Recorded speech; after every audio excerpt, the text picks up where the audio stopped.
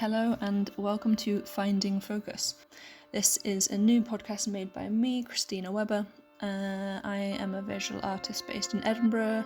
I've lived here for almost 10 years now, and this essentially aims to be a really informal chat between me and a handful of photographers that I admire, talking a bit about how they kind of found their way into the photography industry and on a particular project that I have asked them to talk about. This is definitely an experiment at this stage, and due to the current situation, I do not have access to some of the equipment that I would like, as we're all in lockdown. But I thought it would be a good opportunity to just get the first few out there anyway, as I think people could use a pint and a chat right now. So please let me know what you think. All feedback is welcome. I really want to make these better and continue to improve, so any support or advice would be great. Me and Dave recorded this in January 2020, so that was before he had released his most recent book, The River Isn't Yellow in Winter, which you can now actually buy via his website. So all of this chat occurred before that was released, and it is now out in the wild, so look it up. It's a real beauty. I have one on my desk right in front of me. You can stalk Dave online at daveferrie.com, where you can find his Instagram details, his Facebook, his email, and even his mobile phone number. Thank you so much. Please enjoy. This is Finding Focus. Okay, so as you may have already said in the recording, depending on how much you've cut, the project I'm working on just now is titled The River Isn't Yellow in Winter, which comes from the Yellow River in China. I was in a city in China called Lanzhou, which the Yellow River runs through the middle of, but in the winter the river is not yellow, it's bluish green like any other river. What time of year did you visit? It was winter, what year are we now, 2020? It was winter 2018/19. So you've never seen the river yellow? I have not. I hope to go back this summer, but we'll see what happens. But anyway, my girlfriend is from Lanzhou, and she was going back last winter to visit her parents over the Christmas break, and asked if I wanted to go with her. So I was there for around 3 weeks, and spent mostly every day just walking around on my own, taking photographs of the city. Which is my dream state. I love visiting a new place, especially a city, and just walking around taking photographs. And that's kind of how I make, the only really time I make work these days is when I'm visiting somewhere and just walking around. So yeah, it's a pretty big, I mean, if I hadn't met her, I would never have ever heard of this city in my whole life. It's like fairly big by European standards. It's like 4 million people, but by Chinese standards, that's pretty small. And there's not a whole. The biggest thing of significance from Lanzhou is Lanzhou beef noodles, which everybody in China knows. So I went there not knowing really anything about the place or what it looks like. Obviously, they don't have Google Street View in China because Google's banned. So I couldn't even look at it on Street View and see what it looked like. I didn't know that. There you go. I mean, if you go on Google and type in Lanzhou, there's some images, but not a great variety of them. Anyway, so I went there. It was pretty cold. It was the middle of winter, and it's in the desert, so it was like extremely dry. It didn't rain. I think it rained once the whole time I was there, and snowed twice, and that was it. Which was nice for a Scottish person in the winter time to not have to deal with any rain or snow for a change. And yeah, just had a great time, to be honest. I don't know the city or China well enough to say anything particularly meaningful in terms of like whether it's good or bad or whatever for the people there, or for the environment or whatever. But walking around, I could definitely see, how to put it, that the people or the size of the city had an effect on the environment, if we put it that way, which any city of 4 million people will have regardless of where it is. And I guess the project is partly about this conflict, if you want to call it, between humanity and nature, but also partly about my own personal conflict between, or struggle between, my love for cities and human progress, but also realizing that nature plays a big, well, I mean, we won't survive if nature isn't thriving, I guess. It's very important to our survival and the survival of all the other species on the planet. So. Yeah, I mean, I think in Scotland we're very lucky that we have, well, I mean, Glasgow and Edinburgh aren't massive cities anyway, but we have, I mean, in Edinburgh you have Arthur's Seat within like 20-minute walk from the city centre. In Glasgow you have massive parks, Kelvin Grove and Glasgow Green, within an easy walk from the city. We're very lucky to have green, almost wild, but not really wild, but feel like wild spaces accessible if you want to escape. But it's not like the city is that busy or bustling that you really, apart from in fringe season in Edinburgh, there's definitely a reason to escape then. But no, there is no escape. There's not really they're not massive metropolises where you feel the need to escape and get some fresh air or freedom over. Whereas in Langeau, maybe it is just on the edge of a kind of big enough city where it feels a little too claustrophobic or a little too man-made sometimes.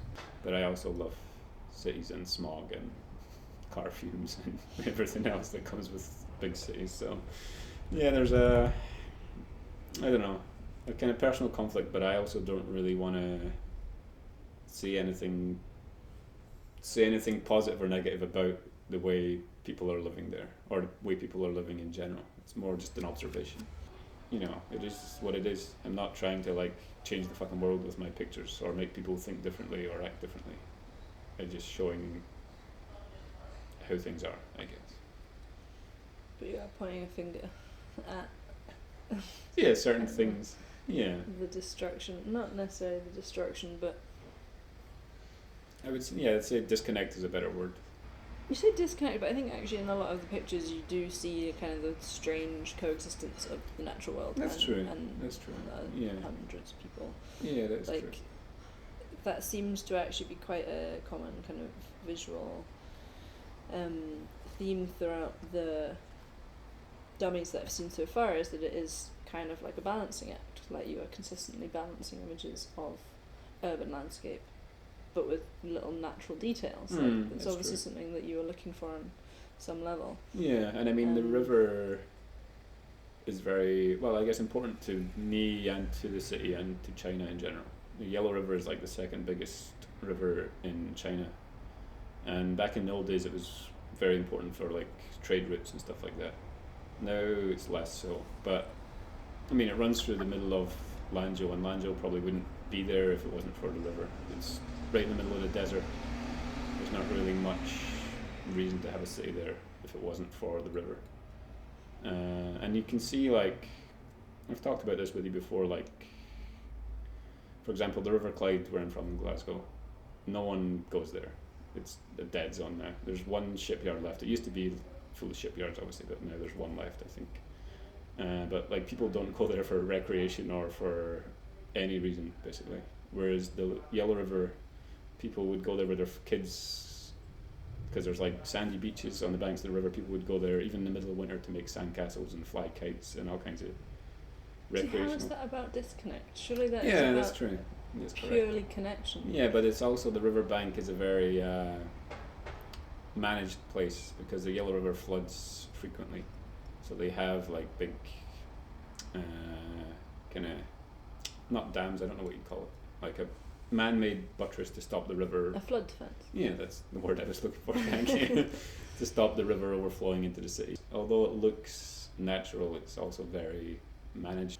So it's an interesting kind of combination, or like, I don't know. And also I haven't been in this summer yet, but I plan to go back either this year or next year in the summer. And the river is, from what I hear, much higher and obviously yellow. Thank much God. yellow. Yeah, thank God. But the riverbank probably isn't accessible in the summertime because the river level rises. So I don't know how people, if maybe their behaviour with the river changes in the summertime. I don't know. Where are you at the moment with this project? Where are you? Talk me through it. Okay, so... I mean, I already know. Yeah, I mean, but you've spent the last year listening to... So I've people. spent, pretty much a year going through... I mean, I'll say the number. Everybody wants to hear the number. So I took in 3 weeks I took 15,000 pictures, which yes, too much, but it is what it is. I mean, it's too much for me, but it's too much for anybody. No one should take that many pictures in 3 weeks, but I did. And it's then digital, do what you want. Yeah, but then you have to the pain comes from having to sit and look at them, but I guess I didn't have anything else to do, so it was fine. So I got that down to about 100. Which is can we just it was 15,000 to 100. There was a lot of shit pictures there. Just for any aspiring photographers listening, they should just know that everybody takes so many shit pictures. Even all your heroes took hundreds and thousands of shit pictures. So don't feel like we only show the good ones. Don't feel disheartened. I don't know why I'm looking at the microphone and talking as if like people. It's But yeah, anyway, so I got it down to about 100, and I think now I'm down to about 75 as well, and I'm starting to lay out the book. So maybe you could talk a little bit about shooting in colour, as I know your last few books have been black and white, and maybe what prompted that decision, and how you are finding working with colour as opposed to a purely black and white publication.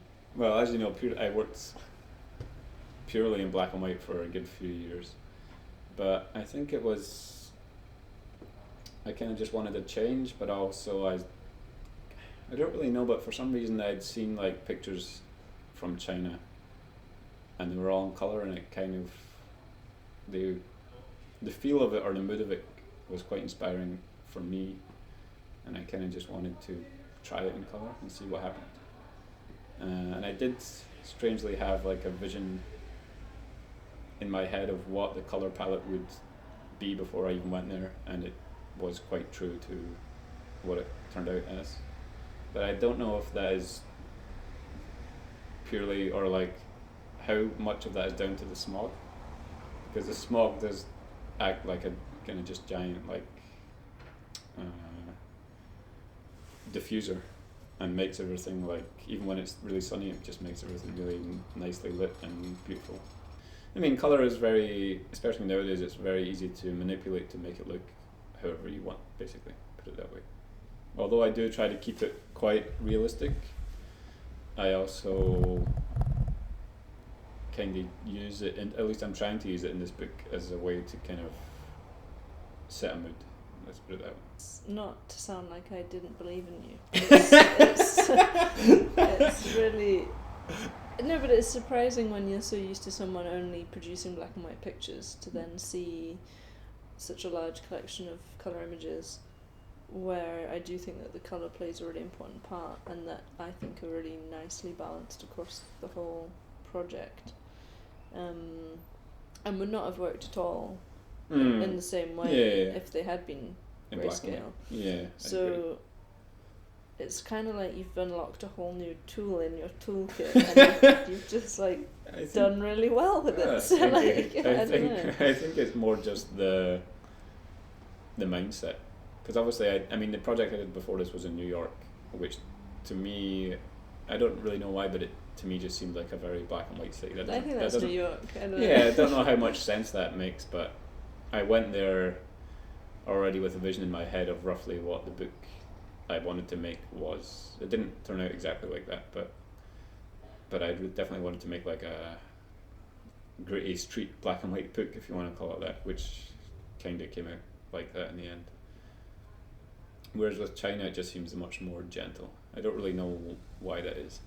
And it might have been different if I'd went to Beijing or Shanghai or one of these massive cities, but I think it's the big beauty fog diffuser. Yeah, possibly. It's the big layer of smog. Yeah, but I think there is a gentleness to China and to the people and to the colours there that just, I don't know, it just works well for colour. It'll be interesting to see. I really don't know what I'm going to do next, and if it's going to be in. I feel like I'm on a colour kick now, so I'll do colour for a bit and then see how I feel. But I mean, if you see a colour photograph, you expect it to be like real life and as close to real life as possible. So maybe it's just that China was a novelty to me and to most of my viewers, I guess, where I wanted it to be realistic. I didn't need a abstraction to make it interesting. Maybe that's why. But yeah, I'm enjoying working in colour. There is a lot more to it than I realised or anticipated at first, I guess. I guess in a similar way to you moving away from using black and white, even if it's only temporarily, this publication seems set to be quite different from your existing work anyway, because it doesn't have, as far as I'm aware, you're not planning on putting text through it, or at least not the kind of text that people might associate with your work, which is very stream of consciousness, kind of like raw, quite engaging, almost personal text, which kind of roots the pictures into a narrative. And unless you've changed your plans dramatically since the last time we spoke about it, No, I don't think you're planning on doing that. No, partly, well, it's for a number of reasons that I'm not planning to include text. Partly it's just a change again with colour. Partly it is because although I thought the photos and text worked quite well before, I'm a little concerned that I used it as a crutch, and maybe the photographs wouldn't have held up on their own without some kind of text or narrative. And partly it's because I don't know how this will ever go or how it's going to pan out, but I hope that the book will be read or appreciated in China as well as in the West, or whatever you want to call it, Europe. And having text, although I could easily get it translated, I think there's always something a wee bit lost in translation. There we go. I think there's always a wee bit of like meaning, especially if it's very personal. I think there's always a wee bit lost when words are translated to a different language, especially when the culture is so different from ours. So, yeah, and I guess I think this is probably the only time I feel that the images are strong enough to exist on their own without text. You also don't want to just force some text out because you feel it's expected of you. That's not being lazy, that's just, being a liar. being inappropriate. That's true. I mean, yeah, I guess it depends how much explanation I feel there needs to be. And in terms of format, all your books have been quite small. Yes. So far. And what are you thinking? And how do you decide that? Is it something that you just seem to know? Because you seem to know exactly what your books are going to be like before you even go to the places. This time I didn't, but yeah, before I kind of knew already. This time I didn't, but I mean, I prefer small photo books, and it's also about cost as well. Small books are just easier and cheaper to produce. So it's probably going to be roughly A5 size. Probably exactly A5, because that seems to be the cheapest option. So I don't know, there's something nice about small books where you can just put them in your bag and take them with you on a bus journey or whatever. Like, big photo books have their place, and they are definitely sometimes very beautiful to look at, but it's the kind of thing that's more difficult to share or take somewhere with you. Have you considered a fold-out print? I have, but I don't really want to get into this, but if we're going to start talking about like what I consider gimmicks in photo books, which fold-out prints will be on the list, okay? Moving on. It's listen, if I had a publisher, which, I mean, again, this is one of those pipe dreams that doesn't exist. If I had a publisher paying for all the printing costs, which doesn't exist these days, basically, unless you're fucking Alex Soth or somebody, and they were happy to do a fold-out, then sure, I'll do a fold-out, but I'm not. The amount of expense they bring, I don't feel is worth it for me. But and it's also kind of, they're a bit finicky. I don't really like them even when I'm looking at books and having to it's nice to break up the rhythm a wee bit, I love a formal. But I'm just not into It's that. like an And Easter like when egg. people have like different paper stocks in the same book, and No, I like that. yeah, no, you do. You're all about that. For me, it's slightly unnecessary. It's more about designing a nice book rather than just showing the photos in the best possible way. There are loads of books with mediocre photographs, but they use nice design and nice paper stocks, and it does elevate the work above what it would normally be. But it also does feel like a wee bit of a crutch to me, like something that they kind of know that the pictures aren't strong enough to stand alone on their own, so they have to make other wee bits and bobs and add it in, and I'm just not that interested in it. But again, if someone was paying for it all, then I would go to town, get the foil embossed cover with the inlaid print in there. Yeah, but that's all just. I suppose for me, I just want to keep the books as affordable as possible because I want it to reach the biggest audience as possible. There's a Dutch guy called Ed van der Elsken, who died in 1990, I think. But his books are some of my. I think he just really knew how to make a successful photo book.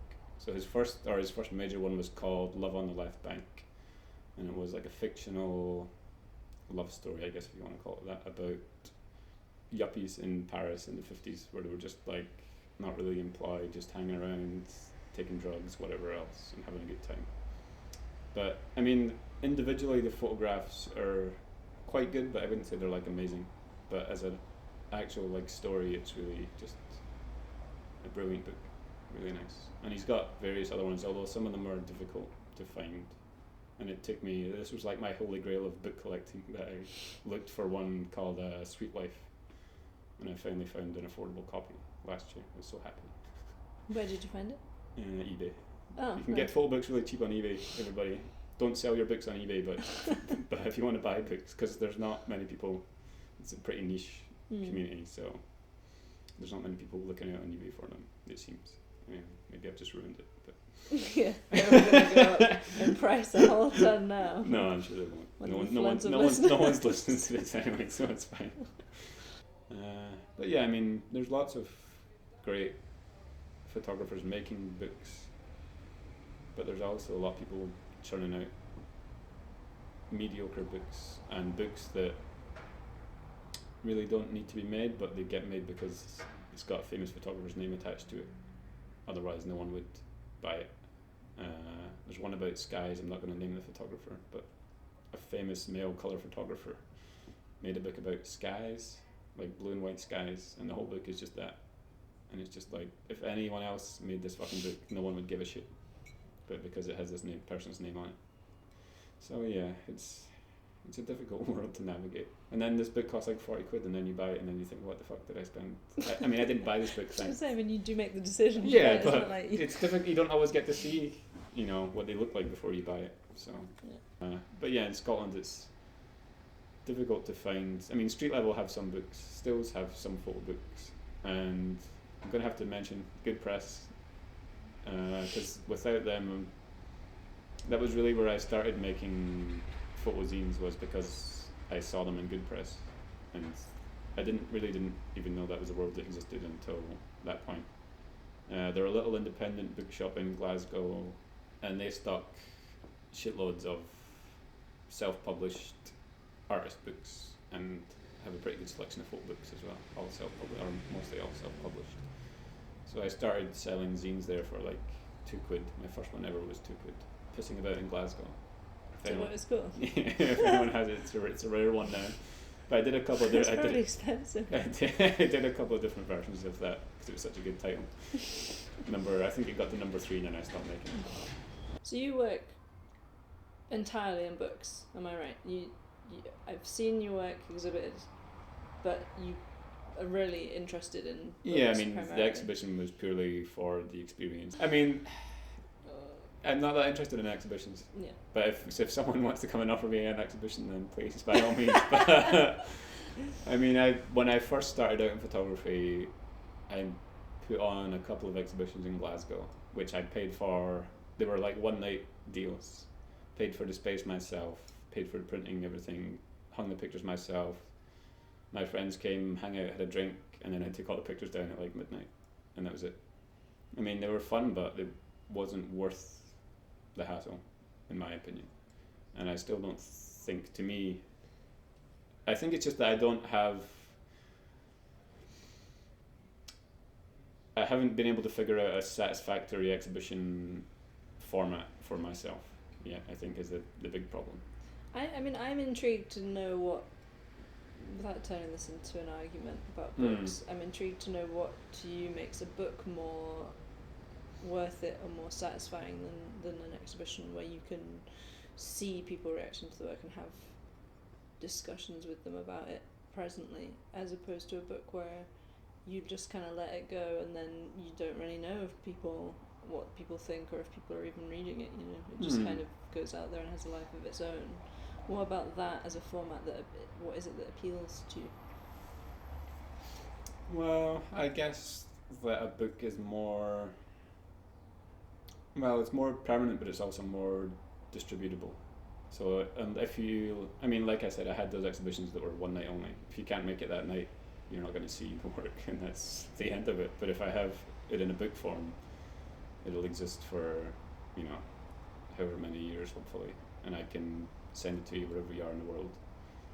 Plus, it's, for me, photography, I guess because I always came to photography through books and through very solitary experience. For me, it's looking at photographs is a very solitary thing.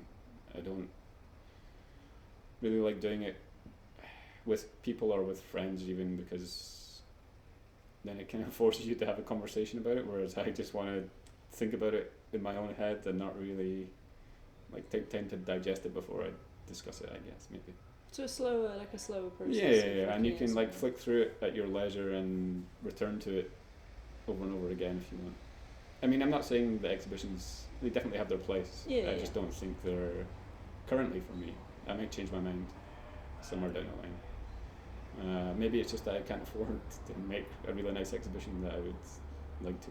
But well, I mean, I definitely agree that there's not really it's not an exchange of energy, because a lot of energy goes into an exhibition and then you don't get, depending on how you operate it, there are ways in which you don't really get anything back from it, or not a lot back from it, even if you have discussions at the opening with people. A lot of the time, I mean, I don't know of many exhibitions where someone is always present to watch or listen. You know, I guess in the same way you then just let it be up and people can see it if they want.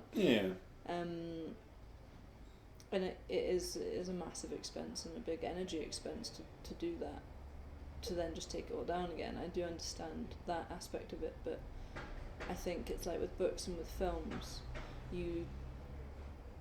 they just exist outside of you, and then you don't really have any like discourse from it. There's no dialogue.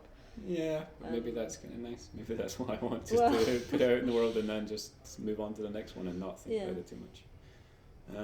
I mean, I think if I'd come to photography through a college or university, I would probably appreciate exhibitions more, because there is that communal aspect and group aspect to it, whereas a book is very much, for me anyway, is very much a solitary endeavour, unless you're doing it with collaboration, but even then it's only you and a couple other people.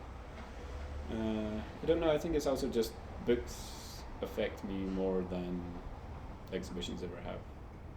I can only name maybe like one or two exhibitions that I've ever been to that, and it's pretty harsh, but that I've ever been to that have been, I don't want to say life-changing, that's too much, but like made me really consider photography, I guess. Meaningful, like. Yeah, but in terms of books, there's hundreds that I've seen, photography books, and books in general, but mostly photography books, that have been really meaningful to me and changed how I think about photography, I guess. So.